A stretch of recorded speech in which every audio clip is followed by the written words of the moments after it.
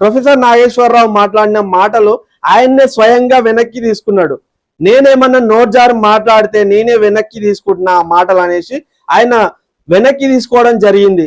మరి తర్వాత సమావేశంలో పవన్ కళ్యాణ్ ఈయనగా చెప్పిండు ఏమని, నేను ఎవరి మీద కేసులు పెట్టదలుచుకోలేదు, ఏదో నోట్జారి అన్నాడేమో ఆ క్షణంలో, నేను ఎవరి మీద నేను కేసులు పెట్టదలుచుకోలేదు, ఒకవేళ మా నాయకులు ఎవరైనా కేసు పెట్టినా విత్డ్రా చేసుకోమని చెప్పేస్తా అని చెప్పి ఆయన చెప్పడం జరిగింది, స్పష్టం చేయడం జరిగింది. ఆడికి ఈ మ్యాటర్ క్లోజ్. కానీ పని కట్టుకొని పనికిరానోళ్ళు మొత్తం దీన్ని తెచ్చి పెంట పెట్టి దాన్ని ప్రెస్ మీట్ పెట్టేసి వేరే రకంగా చిత్రీకరించుదామనేసి ప్లాన్ చేసేసారు. అది తెల్లారు ఏమైంది, అందరూ పాశం యాదగిరి అని ఇంకొక అతను చాలా మంది ఆ ప్రెస్ మీట్ పెట్టడం జరిగింది. అక్కడ పొట్టు తిట్టిరు పవన్ కళ్యాణ్ ని. 5 పెళ్లిళ్ళు 6 పెళ్లిళ్ళు 7 పెళ్లిళ్ళు అంటే నీకెన్ని పెళ్లిళ్ళు నువ్వెంత చేస్తున్నావు అనేది నువ్వు చూసుకో. ఆయన బాజాపుగా బయట వేరే వాళ్ళ దగ్గర పోకుండా పెళ్లిళ్ళు చేసుకొని సంసారం చేస్తున్నాడు. ఆయన లీగల్ గా విడాకులు తీసుకున్నాడు, లీగల్ గా పెళ్లిళ్ళు చేసుకున్నాడు. మరి మీరు ఎంతమంది దగ్గరికి వెళ్తున్నారు అనేది మీకు తెలియాలి. అది కానీ మీరు ఆ పర్సనల్ విషయాలు అటాక్ చేసి మేము హైదరాబాద్ కు రానియము, ఎట్లెట్లో సో చూస్తాము, ఇక్కడ ఉన్న ఎన్టీఆర్ విగ్రహాన్ని లేపు పడేస్తాము, ఇవన్నీ ఏం మాటలు ఇవి? మీరు ఒక జర్నలిస్టులు, మీరు ఒక జర్నలిజం చేసినప్పుడు మీరు ఏం చేయాలి? ప్రజల పక్షాన పోరాడాలి. మీరు ఏం చేస్తున్నారు? ఒక చిన్న మ్యాటర్ని పట్టుకొని గెలికి పవన్ కళ్యాణ్ మీదకి తీసుకొచ్చేది ఆంధ్ర తెలంగాణ లొల్లి సృష్టించారు ఈ మధ్యలో ప్రతి ఒక్కరు. ఆంధ్ర తెలంగాణ అంటే నేను కట్టర్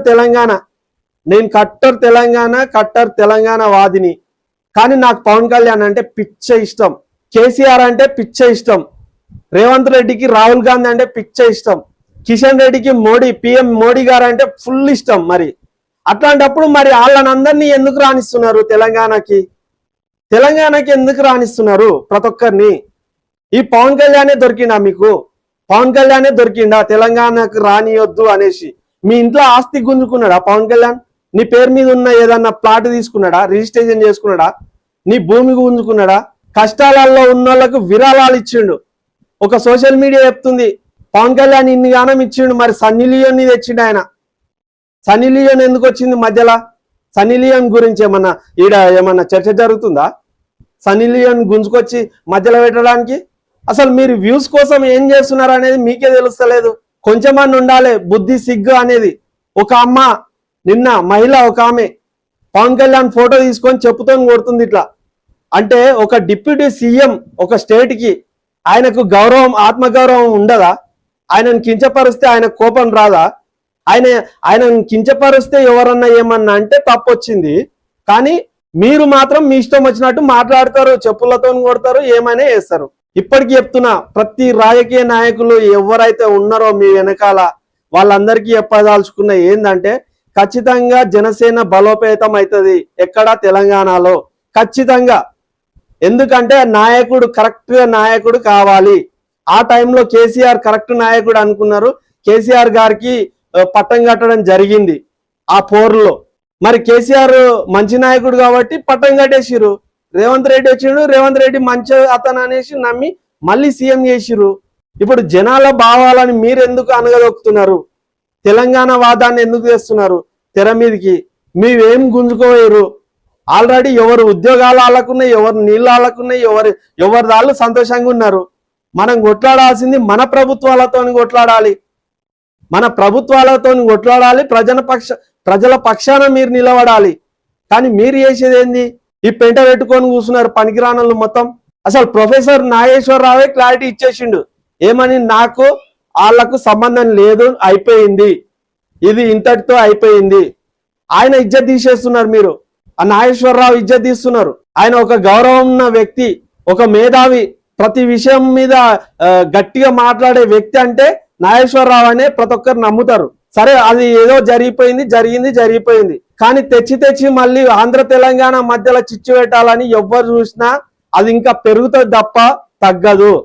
జనసేనని మట్టి గరిపిద్దాం అనుకుంటున్నారు తెలంగాణలో భయపెట్టించి. కానీ అది ఎంత తొక్కితే అంత పైకి లేస్తుంది జనసేన. ఖచ్చితంగా నేను చెప్తున్నా కదా, ఎంత మీరు తొక్కుదామనుకున్నా పైకి లేస్తూనే ఉంటుంది. అది ఖచ్చితంగా గుర్తుపెట్టుకోండి.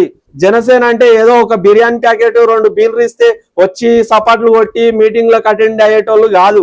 ప్రజల మీద ఇష్టంతోని ప్రజల కష్టాలు తీర్చడానికి వచ్చే యూత్ ఎవరైతే ఉన్నారో వాళ్ళే జనసేనలు ఉంటారు. అది గుర్తుపెట్టుకోండి.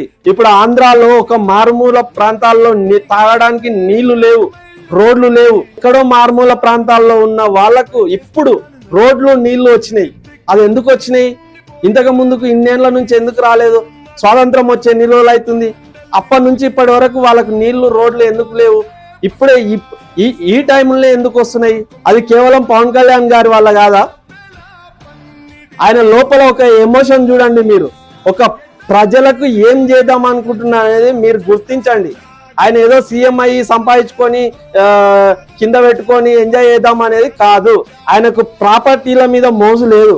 ప్రజల మీద ఒక ప్రేమ అనేది ప్రజల మీద ఉంది.